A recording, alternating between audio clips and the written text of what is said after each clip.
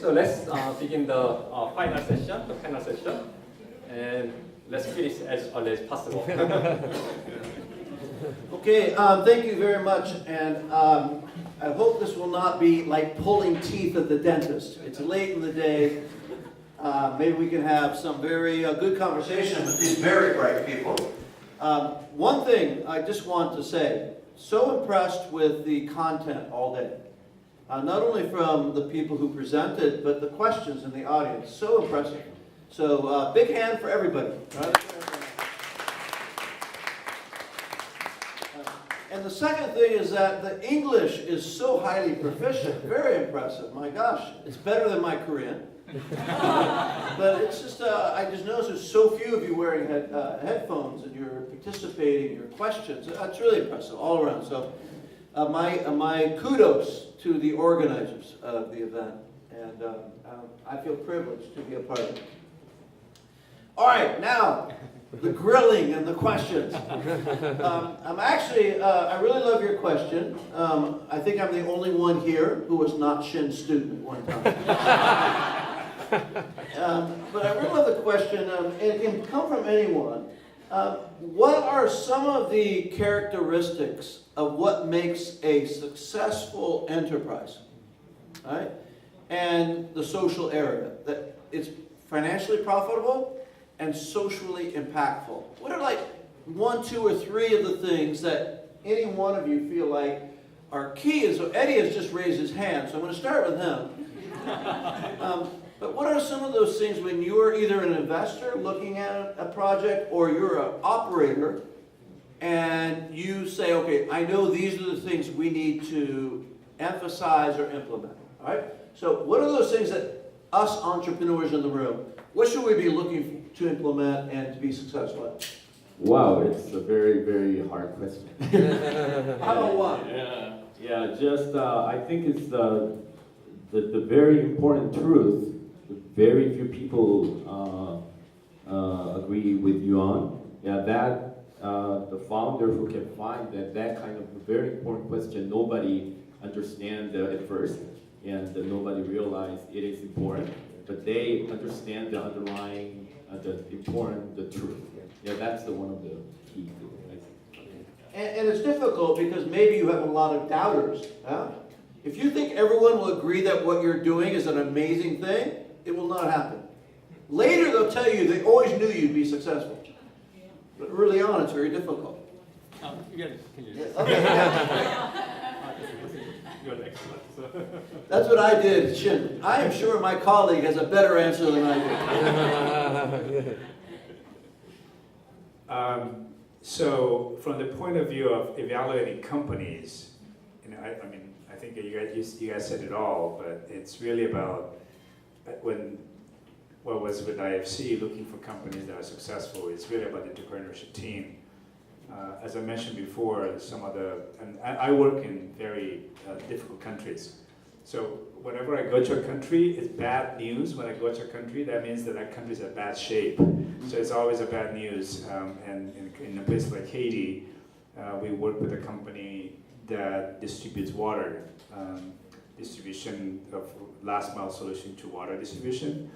And the team had this adaptability to more than the planning. It's not the ability to make great plans, but how you are able to adapt and find solutions. So I think that type of resilience, and no matter what the challenge is, you're going to make it work. I think that's one of the key qualities that we look for when IFC chooses to invest in a company in the long term. So yes, you need to look at the track record, you need to look at all the other factors, but I think that type of resilience and adaptability, that's something that we look for. Some may say, if you're strong, you will survive. But I don't agree, right? If you survive, you are strong, right? And when I say survive, I mean being sustainable. That's why we are talking about sustainable business. I think we should prove ourselves are strong by being sustainable. Yes. What I hear from the panelists, would you like to add to what you say? Yeah. I want just one comment, I think. So I just want to give a short recommendation to the social entrepreneurs that potential social entrepreneurs that to focus on the size of the problem. I think in our perspective, impact investor. So we are beginner of the impact investor era. However, but I think the size of the impact is the size of the problems are similar. I think so. The size of the problem actually contingent on the regions, size or the populations or urgency of the problem, etc. But when we choose our investee, I think whether the size of the problem is big or not, I think is the key indicator whether we choose to invest in the company or not. So is the problem you're trying to solve significant enough for us to invest in? Okay, and probably the same goes for any business. Is the market big enough that it's something that's worthy to invest in? That is, will it be only 5 or 6 people interested, or are there a scalable market for it? So that's another very key consideration. I think most people think, if only I had money, I would be successful. And I would say as an investor, I find that the least important. I know it sounds easy for me to say. But if you are able to survive and pivot, adjust, be flexible, figure out a problem, then money will come to you. You will find money. So don't go into it, oh, I can't do anything. I don't know people with money. If you are able to continue to be persistent and solve the problem, money will come to you. So given that, though, I think maybe my biggest passion is how do we close the gap between those who do not have access to money and those who gain from money. I read these surveys of all this money moving to social impact from government and from international aid and from investors and all this money, and I go, where is it? Yeah? And unfortunately, most of that money goes to institutions and to players who already have a lot of money. So how do we close that gap between those who have and those who do not have? Oh, I forget. That hidden microphone trips me up every time. So this is a real dilemma that I think I've seen a lot wearing all my different hats. So from the World Bank and IFC perspective, whenever it's a different country and it's everybody's chasing the same companies, and the ones who are already have a lot of capital, they get more capital, and those who don't have the capital, they get less and less capital. So definitely you can see the gap. Somebody doesn't like me, so that's I think there's a gap there. So that's why I do think the morning presentation, what Casey is doing to really build not only the opportunity but the capacity of the low-income community is really critical, because that's a completely new area where they never had any access to support and capital. Because he's there living among the people in that community for years and is constantly thinking about how to build that equity model for the poor, for the low income, not just providing opportunity, but help them build the equity.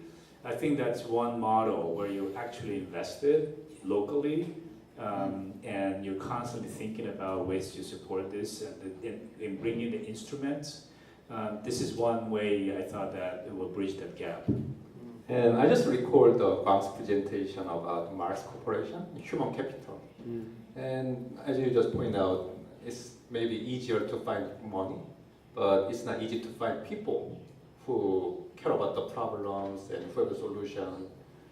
So identify those kind of people who have the resilient and then who are resilient and who care about the problems of other people. That's why we need community. And I think the most important purpose of this conference is to build a community. Maybe now we are beginning as a very small kind of community, but in next 10 years, 20 years, I hope we can grow as a big community and encourage each other to grow as change makers. So that's my hope. You know, in many ways, we're still playing the rules of capital markets, capitalism, where, you know, investment comes and then it trickles down. We talk about value distribution, but those who tend to be producers at the bottom get less. I was impressed with Mango Fund. It was really trying to give capital to local small businesses. But I think probably the challenge is, one, we feel that the local communities don't have the expertise, the training, the capacity to work with capital. But what happens is they don't get the same rewards because they now are not controlling the capital. And we talk about, you know, teach a man to fish, over against giving a fish. But what about owning the pond?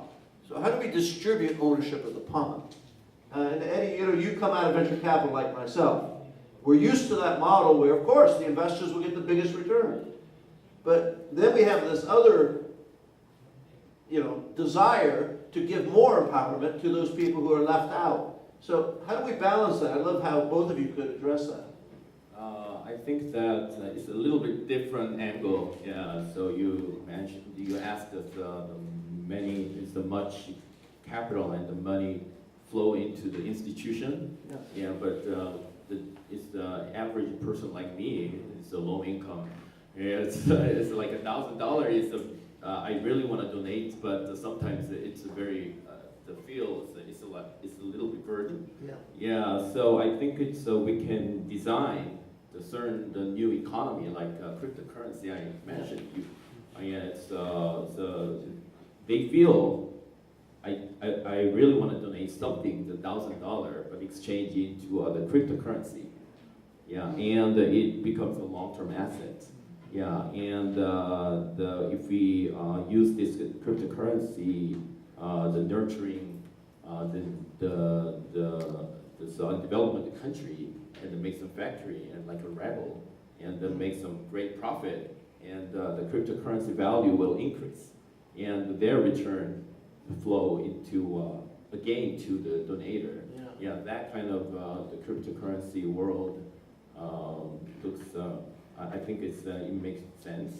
Yeah. So this kind of a structure we'd like to build. Yeah. So that's one of the. Okay. And what Eddie is addressing is, because I was addressing the say the peasant farmer in Guatemala or the indigenous family in Peru who doesn't access that capital. But what you're also addressing is you, the investors. Say, hey, I have this great company, Rebel. Do you want to invest? You go, well, I have $500. Sorry, that's not enough. In America, it's not even how much money you have, but you're not an accredited investor. So you can invest. Because we don't want to deceive you. You're not experienced enough. Only rich people who have money are accredited so they can invest, but you cannot. So how do you like open up even investor? Like you could invest with $500, $1,000. I want to invest in the social change. But you cannot do that very easily today. So Eddie's concern is how do you democratize investment opportunity? And how do you democratize access to that for those who are in communities like those you're working for in Uganda? So I think this is the great challenge. We talk about redistributing money or wealth as if it somehow is like magically thrown down from somewhere. It's more about access. It's more about participation that so many people are left out of. I just want to make one comment about capacity building part to narrow down the gap. That gap. I think even for the Mango Fund, it's ODA projects eventually. So their funder is government aid agency. So as an intermediary, I often witness the pain point of the operating agencies. So because they are a very great willingness and they have passion, but many times they lack of capacity to follow up all the administrative jobs, and they have to report well to the aid agency because aid agency is using government net tax money, right? So they have to keep transparency definitely. But I think many times in small and young NGOs or social entrepreneurs having that kind of difficulties. So even Koika, I think he's not here, right? But he prefers to work with a very well-trained and a very sophisticated organization rather than really young or a very immature organization. So what I feel that is that as an intermediary, I think I have to support we cannot change the system in short term. So we have to invent more creative way to support the beneficiaries. I think that the social ventures and NGOs. Sometimes it's very like simple thing. In developing countries, sometimes officers they cannot use Excel well, or they cannot how to use like Google for instance. So we can. It's very like micro approach, but we can help them how to build a very basic capacity, to follow up and to get more investment from the other external investors and other agencies. I think that's what we can do for now. So I'm thinking about all of those who are so patient all day and sitting here listening to a lot of conversation. We have a lot of great entrepreneurs in the making here, maybe some already having been made. But I think most of the people who here will not get a World Bank loan tomorrow. And they don't even feel like they can go to Koika and get money. So let's say you're an entrepreneur in the room, you've got a great idea, you've got you've worked on it. Where do you find investment? Where would you start? You're right to my right, Eddie, so I always have my arm going.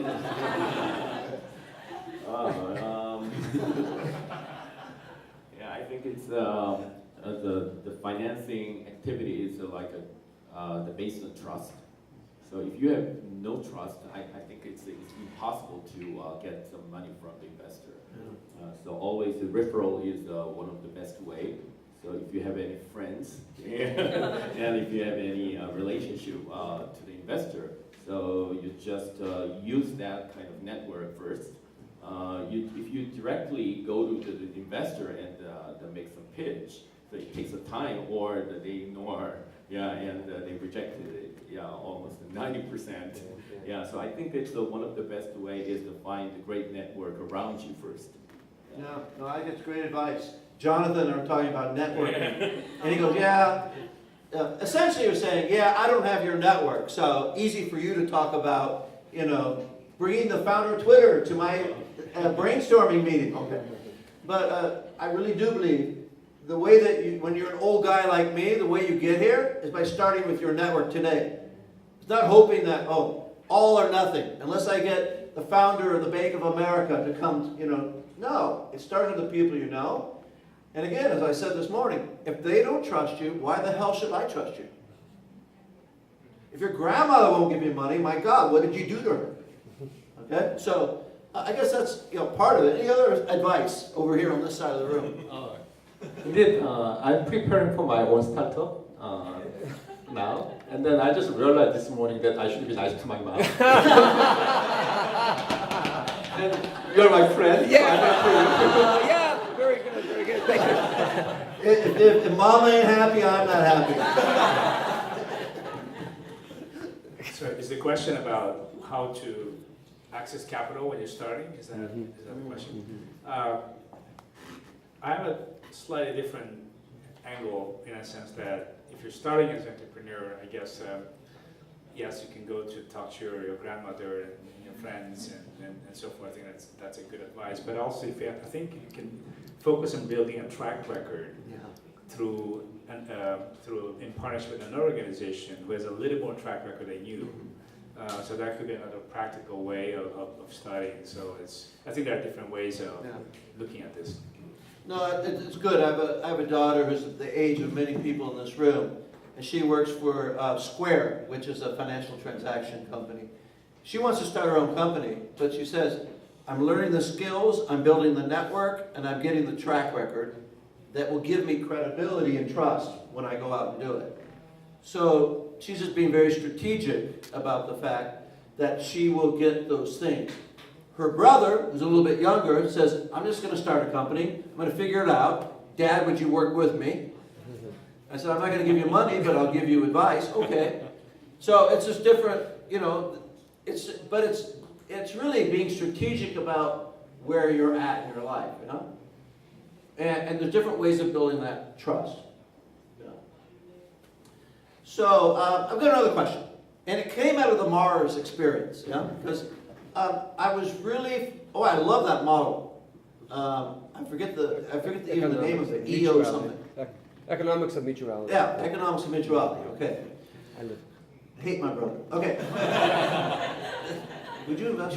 Okay, economics of mutuality. And I've worked with Mars, and I've worked with, I don't want to put Mars on the spotlight here, by the way. You're not representing either Mars or the World Bank. I just want to say that a third time. But what I have found when I've gone to, the Gap, or I've gone to Levi's, or I've gone to Mars, or I've gone to, that they love the theory, they love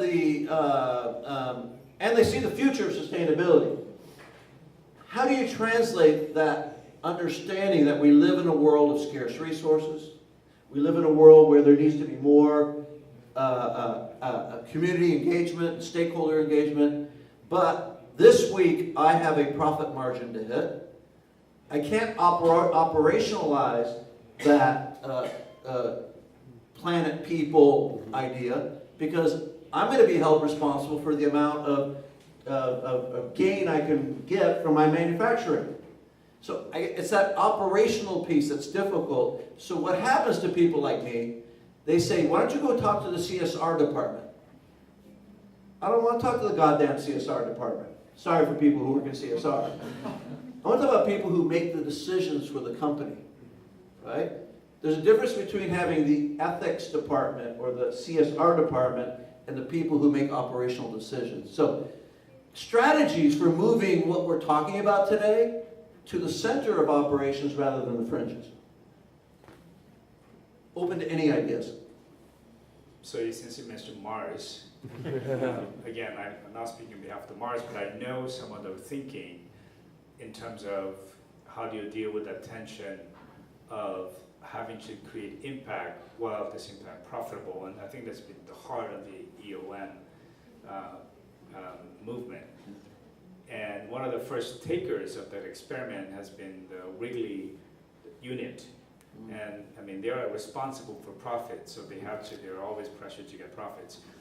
And I think that's why the P&L, the accounting piece is important, is that what are you asked to measure in terms of the performance of the company? Is that, yes, there is a financial piece, but if you treat impact as R&D, that it is part of the asset of the company, then these different business units will have different incentives. I mean, they will change the incentives in terms of what are you going to be measured.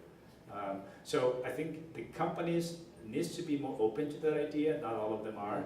I think what Mars is doing is giving you the tools that if you are open, these are the tools you can experiment. They're still trying to figure it out. Yeah. To be honest, there's a lot of skepticism in the corporate world, and the people who gather at Oxford every year, this is everybody who drank the Kool-Aid, just like us. Outside of this, very few people believe it. So they're in the same boat as we are in many sense, but you need to start somewhere. Yeah. And some people will never change their minds. But I think you need to start somewhere where everybody's learning. Yeah. We're still trying to figure it out. I think the social impact, innovation, this is just the beginning. Yeah. But if you get the brightest and the best into this field, one day we'll have enough momentum where a lot of these ideas will be solved. And I think it's a solvable problem, just like Jay was saying. People think that people, profits, and planet is not, it has to be a trade-off, but maybe not. But I think you make a very good point that we only implement what we measure. What you could see what a company really finds valuable is by what they measure. And so when it comes to, say, my annual compensation and bonus as a supply chain manager, if I'm only measured by the margin I create, then it tells you what you really want me to do. But if on the other hand, there's metrics around not only your financial margin, but how you use the natural capital, there's a scarcity of cacao or chocolate in the world. So how are you like creating more sustainability around it? We're going to give you a bonus, or that's how you can tell the measurement of whether or not something's important. So as people who operationalize things, if you really want to communicate to your staff, to your team, what's important, then you'll say, these are the things we're going to measure our success by, and this is how I'm going to measure your success and compensate you. That tells you everything about the company. So as you're building your company, that's a really critical thing. Anything else you want to add? From the perspective of the venture capitalist, we're going to use the theory of the sharing economy. Yeah, sharing economy can reduce the fixed cost because there's so many people having different jobs, but they have unutilized capacity they can use. So like Uber, they have their own car, and Airbnb, they have owned the house. So one of the example in Vietnam, the name Int'l, they use the last mile delivery. Is physically it's at least $4 per cost. For the parcel that we're gonna if we deliver to the countryside. At least $4 is by the VN Post is up and running. That's the only option. But they utilize the mom and pop shops, the owners, who has already made money through their own business, and they unutilize their motorbike. So it's an Uber for the last mile delivery. They reduce the cost to $1.7. So definitely all the volumes from the e-commerce company, the push all the parcels through them, and the economy of scale is getting bigger and bigger. So they reduce the cost very intelligently. So I think it's in a very smart way. If they think about how to reduce the cost through the sharing economy, they can be profitable. So that's. Well, and something that you're implying is that you create new models that are more efficient and have different metrics, rather than trying to convince old, maybe industry to change the way they operate. I came to that conclusion. I did. I went to the head of the Gap and I said, you should be more fair in how you treat your workers. You should be better for people and planet. And the head of all manufacturing for the Gap said, you know your problem, Dave? And I went, oh, it's my problem now. He said, you don't own an apparel company. If you did, then you wouldn't come here begging me to change our behavior. I'm like, my God, what an asshole. But he's right. So I went out the next day and I started my own company. So in a way, even though I do want to change the corporations of the world, I also feel like there needs to be different models that demonstrate that actually natural capital, human capital, and social capital matter. Because if we really don't see those models, then we're not going to convince someone who is in a position where, that sounds really good on Sunday morning, but it doesn't apply on Monday. So it's a mix, no? All right, last difficult question. I'm going to ask you all to join in on this. And it kind of, Eddie, you implied this when you said, well, I don't know if I'm a social enterprise. You're a venture capitalist. And I have these mixed feelings about being called a social entrepreneur or a social enter. I'm an entrepreneur. I remember going to a conference in Sweden, and I was speaking, but the guy who was at the cocktail reception beforehand didn't know that. So he said, so what do you do? I said, okay, I have two choices when someone asks me that. I can say I'm a social entrepreneur, but now I'm in a box. I'm kind of like the nonprofit CSR guy who's trying to be a little entrepreneur. Or I can be I'm a venture capitalist. I'm a venture capitalist who cares about the world. Right? Which box do I want to be in? So I decided with this guy, he was from UBS Bank in Switzerland. I'm going to be the venture capitalist guy. I'm a venture capitalist. Oh, what company, what do you invest in? I said, well, I've got a beverage company and that we're sourcing in 36 countries to help these, and we're very profitable. And then I have a technology company, and I described what I do. I didn't give any labels. I just described it. He goes, oh my gosh, you should talk to our foundation. I said, what the hell? I'm a venture capitalist. I want to talk to your investors. You see what happened? As soon as he heard I was social enterprise, I got to talk to Soft Money Foundation, Koika. I got to go for all the soft money. I don't want real money. So I guess I have mixed feelings about like B Corporation. None of my companies are B Corporation. And I can talk about why. Social enterprise. I'm not a social entrepreneur. I'm an entrepreneur. I'm not an impact investor. I'm an investor. You see where I'm coming from? Language is so important. On the other hand, it's a community. We want to build a movement. So are you seeing my dilemma? So I'd love to get feedback on that, because this is my own personal dilemma, and I'd love your advice so I can sleep better tonight. Indeed, there is a very interesting case. In 1960s, business schools began to develop international business department because international business became a big deal. So many people try to study what's the difference between domestic and international businesses, something like that. But look at business schools now, no international business department.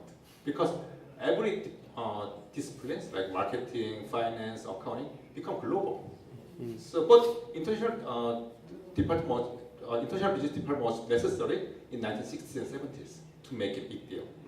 And in 2000, around late 90s and early 2000, e-commerce becomes another big deal. So schools begin to found that kind of e-commerce, masters in e-commerce or something like that. But now, nobody talks about it. And I hope we can make social enterprise like that. So now social enterprise might be necessary to talk about it. But in the next 20 years, our goal is to get rid of the social from that enterprise. Yeah. I very much agree that I think we should go really mainstream the social aspect of it. I think the more we go into that direction, the better. I do, however, that there is some distinction, nuanced distinctions between what is a good business, good sustainable business, versus impact investment. And I had a question about why differentiate good sustainable business versus impact investment. That's a fair question, and I couldn't tell the difference until and I think it was Ron Cohen who said it, that between he was a venture capital person for many years in UK and in early 2000 especially. And he know the venture capital business very much. He creates jobs and he had a lot of impact in society as a venture capital. However, the reason why he's shifting into impact investment specifically using that label is that as economy's rate goes up and it creates jobs, it puts a lot of people behind. And impact investment specifically addresses the issue of inequality. So the normal approaches, including venture capital, it may somehow help, but sometimes it make the inequality even bigger. So there are some necessary distinctions that we need to be taken into account, but overall, I do hope that it becomes mainstream. Yeah, I would love to meet this guy from UBS Bank in about 3 years, and I'll say, what do you do? Oh, I'm an investor. Oh, really? Like, what are your investments? Well, I have an energy company. Oh, how do you impact people and planet with that? What do you mean? Well, everybody in the 21st century impacts people and planet. They care about it. You don't do that? My God, what a terrible capitalist you are. I would love to change the dialogue, but it takes a while. I don't know if either of you want to add to this? I think it's very important questions, and I think it's very hard to answer it as well. Since I promoted that music is B Corp, and we are the B Corp ambassador in Korea, right? So I have to make comments. I have to defend. I think I recently faced many cynicism about the certification, the framework. Even the big corporations, big corporations in Korea, they had an interest in to become a big corp, and they came to us.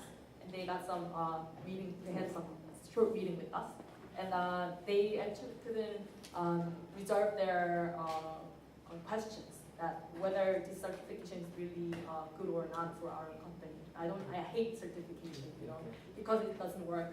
Because monitoring is not working at all after one company got certification, and many cynicism is still existing.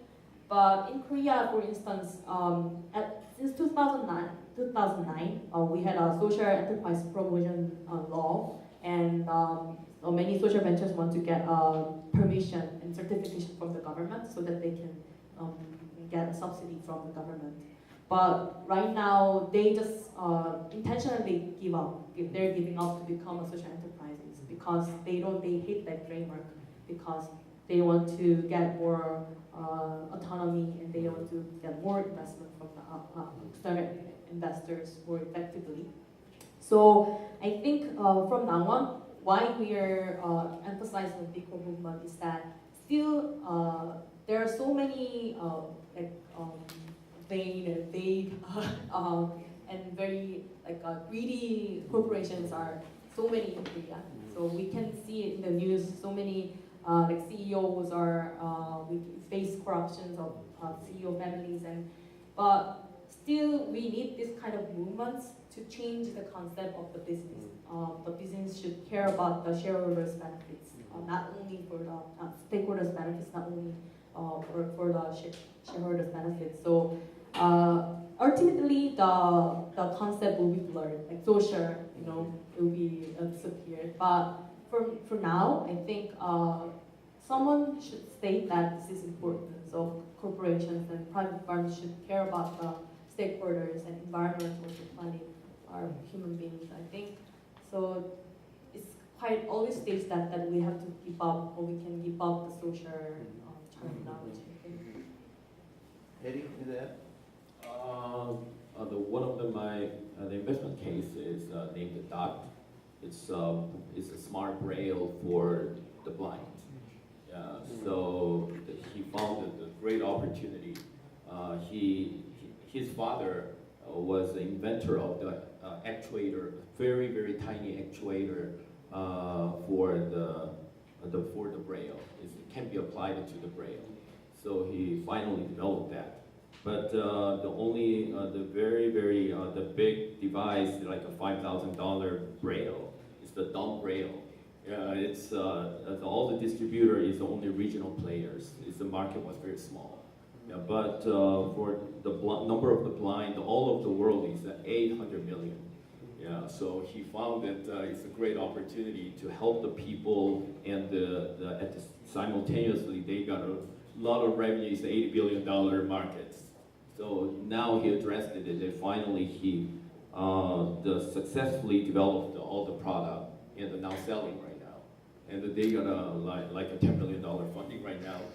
So it's a huge market he saw that no one could see before.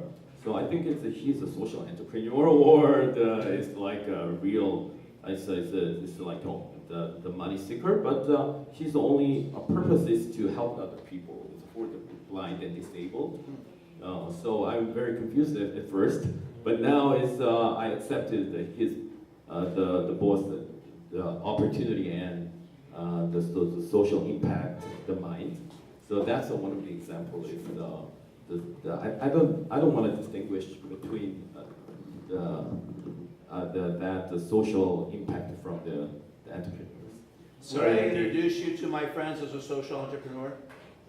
If I'm going to introduce you to my brother. Oh yeah. Would I introduce you as a social entrepreneur? What would you like to be introduced to him as? Okay. Yeah, well, anyone here. I'm choosing him because he's in front of me. But see, my question is, how do you want to identify yourself? Me? But the first hand, I have to make money for my shareholders first. But I don't want to invest those who only seek the money or his own success. So I think I really want to pick up some who want to give a great impact to the world. So it's social entrepreneur. Listen, there's no answer here. And some of my best friends are in B Corps. Others of my friends are alcoholics. And I have a lot of different friends. No. I just want to say that I want you to start thinking about these things, How do you identify yourself And what is our ultimate goal? We're not trying to create a little club here and we're the cool kids. We want to change the world. So what's the best strategy for that? Yeah? And I see, you raised a good point. There's strategic reasons for doing different things. I don't think there's an answer to this. I've decided for myself that I am an entrepreneur and I'm a venture capitalist. Oh, by the way, all my companies are embedded in helping people and planet as well as profits. Someone else might say, no, I'm an entrepreneur that's a social impact entrepreneur, an enterprise entrepreneur. And there is a reason for that. But just know intentionally why you're doing it. Okay, do you have things you want to add? Any questions you have? We'll probably have about 5 minutes, I'd say. Anything you'd like? Jonathan, you've asked some great questions all day, and I'm not going to shut you down. Thank you so much. And I personally like to appreciate for the last question. It was such amazing. I really loved it. And right now, my question is, I'm asking this question on behalf of my friend who is social entrepreneur. But he's generating the social benefit as well as financial benefit. And his question is always, his question is, okay, right now I'm making a good money. But if my company grows big, and if I make bigger money, and I have many more stakeholders, then if I face the opportunity or face the situation that I need to make decision to sacrifice the social benefit for the financial benefit. Maybe he can feel the temptation, or he can be pressured by the stakeholders. Will there be any kind of management system or corporate structure that would prevent those kind of situations? That's a great question. I can say that because my companies are not B Corps, that's a very important question for me, no? So some things that we do is that we put into the DNA of the company, in the articles of incorporation, and when we establish the company, the principles by which that company must operate. One is that it must follow a code of conduct that is according to the values of not for sale, which are very listed. It is people over profit. Okay. The second thing is that there's a revenue share back to the communities, and third is that a member of our NGO has to be on the board of directors. So there's certain principles that we embed. So whatever those principles are, so that, in other words, that's how the company runs. So when you invest in the company, when you're on the board of the company and make decisions, it's in the articles of incorporation. I think that's what a B Corp is trying to get at. That you can make choices that are not basically geared toward shareholder return, but you can make decisions that are other than that, according to the values and principles. I would rather, so my strategy, and we all have strategies, is to change the infrastructure of how we create companies and how we embed our values in articles of incorporation. I don't want to create a special ghetto called the B Corp ghetto. It's like you go to Starbucks, they go, this coffee is fair trade and organic. You go, okay, so the rest of them are exploitative and poisonous, is that right? Because you have that one coffee. And so I'm just trying to, I think a lot about these things. I probably think too much. But it's very important to me, language and positioning, because what you position yourself as today is the thing you're limiting yourself to tomorrow. So I don't know if anybody else wants to add to Jonathan's question.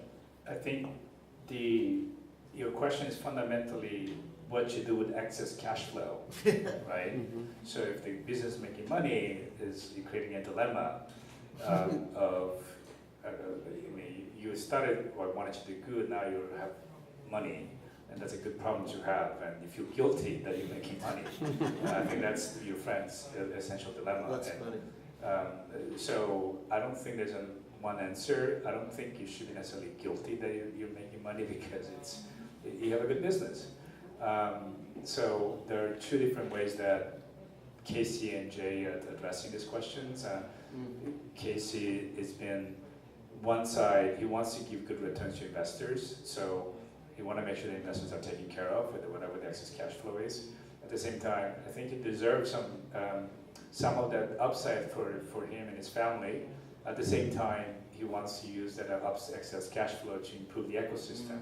So it's a balance that he's trying to achieve, and Jay will probably approach a different way, but the same principle, which the mutual P&L, mutual profit and loss system, where the excess cash flow will somehow improve whatever it is that improve the entire ecosystem. So I don't think there's one right way of approaching this, but I think there are different responses to that. I personally want people who do good in the world to make a lot of money. For some reason we feel like, oh, you're doing good, you shouldn't make money. Only people who do bad things should make money, which is a very crazy, screwed up value system. So I hope your friend, if he's doing the right thing, makes money, because then they're going to get investors who will come back to you, and it creates an economy from it. So I think I want my investors to do very well. I hope I do well, but only if I follow the principles and values by which my companies are established. Sorry, just one more thing, is that just like your friend, I don't sometimes trust myself. So it's good for me, at least for me, to have a community of people who can keep me in check in terms of why I want to make this much money. This may not be a problem for everybody, but for me it is. So it's just good to have accountability how I'm using the money and what for. Yeah. Any other questions that you want to add? I would say we have time for one quick question. Yes. Hi, I'm just reading here, but just I want to take opportunity. Go ahead. Yeah, I think world is changing really fast, and then in a way that I wasn't here for all day, but I think certain these industry kind of I can say that doesn't really change that fast, in a way. And also I think, for example, like we already talked about social entrepreneurship, impact investment, etc. But when we think of the vocabulary where it's coming from, it really bugged me in a way that who started the vocabulary, and often like a social entrepreneurship, often in Korea we say 사회적 기업. So I feel like in a way it doesn't really translate well into it as well. So I think kind of I want to encourage everyone from the industry like start a new taxonomy. To start a new category, because I think the word is very powerful. So the way actually like social, when we think about social, like social reminds of like society, and it reminds of like socialism. I don't know, depends. So I think it's time for us to like make a new vocabulary and approach in a different way, and approach in like if I have anything to add about it. Great comment. Anyone want to add to that or give a reflection on that? Shin, it's up to you, I think. Oh, yeah. So, indeed, that is one reason why I prefer social venture over social enterprise, and also I'm trying to use impact business or impact company or something like that to address your concern. But if I just use by myself, no one cares. That's why we need community, and then we need to make some consensus and discuss the better concept, something like that. So I think this is a very small beginning, but I hope this will become big. This will make big impact. Just quickly, tomorrow we'll have a session on how to prepare next generation, and the second part, I think, and Don, you'll be talking about some of the training and hopefully cover the issue of language. But the next session will be Steve Garber, who is really somebody who thinks a lot about the use of words. And he advised Mars. He's the one who coined the terms the mutuality, and Mars actually started using it. So he's really somebody who can help shape some groundbreaking wording when you're studying something new. That's why I invited him next for to speak tomorrow. And he'll be actually joining by video, not just sending a video.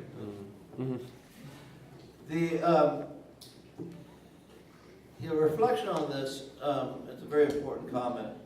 But also I don't know about Eddie and others in the room, they invest, but when I meet an entrepreneur, I can tell whether they are doing what they do because they just want to make money, or they have a bigger passion and vision. It goes beyond how they articulate or talk about but it goes to the fiber. You feel it. Everything that they talk about is they want to achieve something. And I'd say that those are the people you invest in, because if it's only about the money, those people will not persist. They will not survive, because so difficult. There's a curve that's called the hyper curve of entrepreneurialism. You're really excited when you start a company. The first 6 months is like a honeymoon. And then you hit a wall. It could be 4 months, it could be 8 months, and it stinks. You wish you had never done it. It hurts. You're at the bottom. That's where your belief, your passion, your values come through. If you started something just so you could have status or money, you'll give up at that point. And so I do believe that sense of value, passion, community, reminding you why you're doing what you're doing. If it's materialism that drives you, I would encourage you to join a corporation. But if it's passion that drives you, if it's values that drive you, become an entrepreneur. I'm going to close there. All the people said, amen. All right, thank you very much for today. Tomorrow.